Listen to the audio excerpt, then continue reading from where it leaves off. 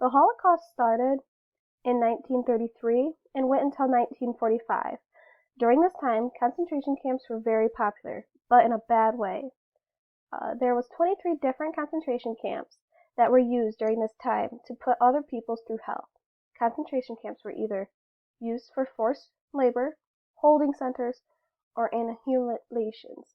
The forced labor camps were just that. People got forced to work, or they didn't get fed. Holding centers was the place many of these people were killed. Same with the inhumanations, where the camps were used to kill people. The people were Jews, Gypsies, Jehovah's Witnesses, homosexuals, and any others that were supposedly enemies to the state. Some of the things that will be covered in this paper are the three main camps, the survival rate, who ran these camps, and when did they collapse. The first concentration camp was Dachau. It was based in Germany, and it was a forced labor camp.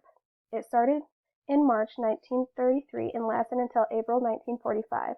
This was the first camp that came upon. It was opened after Hitler became Chancellor of Germany.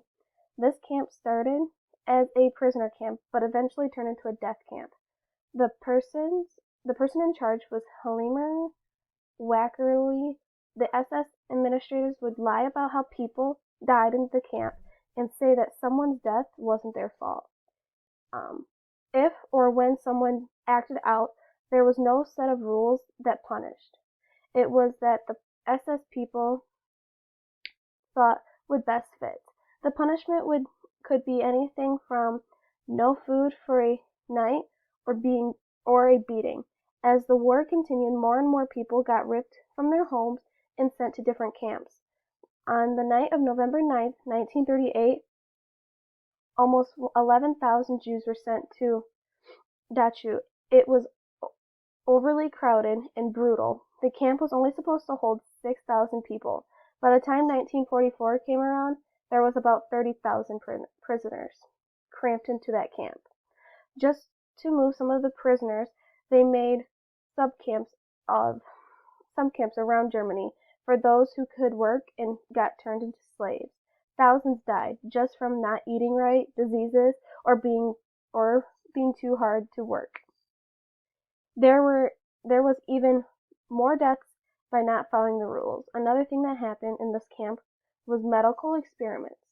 For example, inmates were obligated to be guinea pigs in a series of tests to determine the feasibility of reviving individuals immersed in freezing waters. That's from history.com.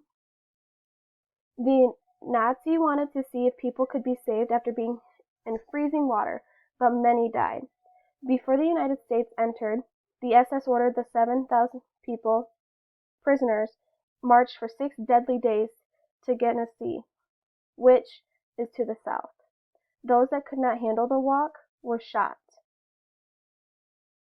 On April 29, 1945, the United States invaded and found thousands of prisoners that were extremely thin. They also found dozens of train cars that had nothing but rotting corpses. Those that went on the death walk to Tegernsee that survived were set free on May 2nd by American troops. It is said that over 200,000 prisoners were thought to go through the gates at this camp, but because of improper paper trails, there is no exact number of the prisoners or deaths. Today, this is now a memorial that has been open to the public for free since 1965. Another camp was the Auschwitz Berkeley, which ran from April 1940 to January 1945, and it was based in Poland. It was a forced labor and an inhumation camp. In the early 1942s, this camp turned into an extermination camp. There was 3 parts of this camp. Auschwitz I, which was the main camp, 2 was the extermination camp, and 3, which was the forbidden labor camp. The Dachau was the death camp for parts 2 and 3. This camp opened in 1940 and was Nazis' largest death and concentration camp. Like the other camps, it started as a detention center for political prisoners, but was turned into a death camp. Many Jews and other enemies of the Nazis were put into the gas chambers or was forced to be slaves. It is said that more than 1 million people were killed in Auschwitz. The ruler of this camp was Rudolf Höss. Those that can work, worked. Those that couldn't work, didn't have to because they were killed. Auschwitz I held about 20,000 prisoners. When these prisoners got to the gates, they were greeted with 4 words. Work makes you free. Auschwitz II was the largest death camp and could hold up to 90,000 prisoners. It opened in 1941. It had bathhouses that were actually gas chambers. Auschwitz III could only house 10,000 prisoners and opened in 1942. Upon arrival, each person was checked by a doctor. The pregnant, elderly, children, or anyone that was unhealthy were sent to these bathhouses and were killed by a poisonous gas. Because of the gas chambers, it is unknown on how many people were killed there. Those that were good for work worked, but they slowly died because of little food, being overworked, and tortured. There were also medical experiments, but it was different from the others.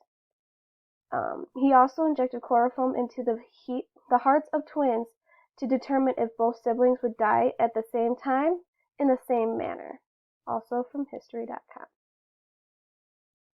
By the end of this camp, the commandant started to get rid of any evidence of this place. In January 1945, the Germans ordered Auschwitz to be abandoned.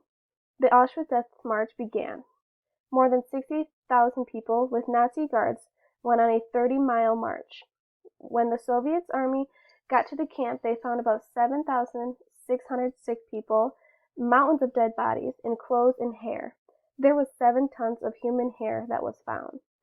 There were about 1.1 to 1.5 million people that died at Auschwitz. Today, this is now a memorial and a museum. It tells the story of what happened here and the reminders of all the horror. The third and final camp I'm going to tell you about is called the Chilu. It was in Poland. It had 2 different starts and end dates, April 1943 to December 1944, and from April 1944 to January 1945. It was one of the first annihilation camps that opened. The leader was someone named Herbert Lang. This camp had 2 parts: the administrative office and then the brutal cremation site. There was anywhere from 150,000 to 300,000 deaths that happened here, and it was mostly Jews. The choice of death was by carbon dioxide gas. This camp went on and off for many years. Many had tried to escape, but very few made it out. Out of all the people that got there, there was only 7 people that survived, but none are alive today. The end of this camp was when it was liquidated in 1945, and it's not available to the public. All in all, life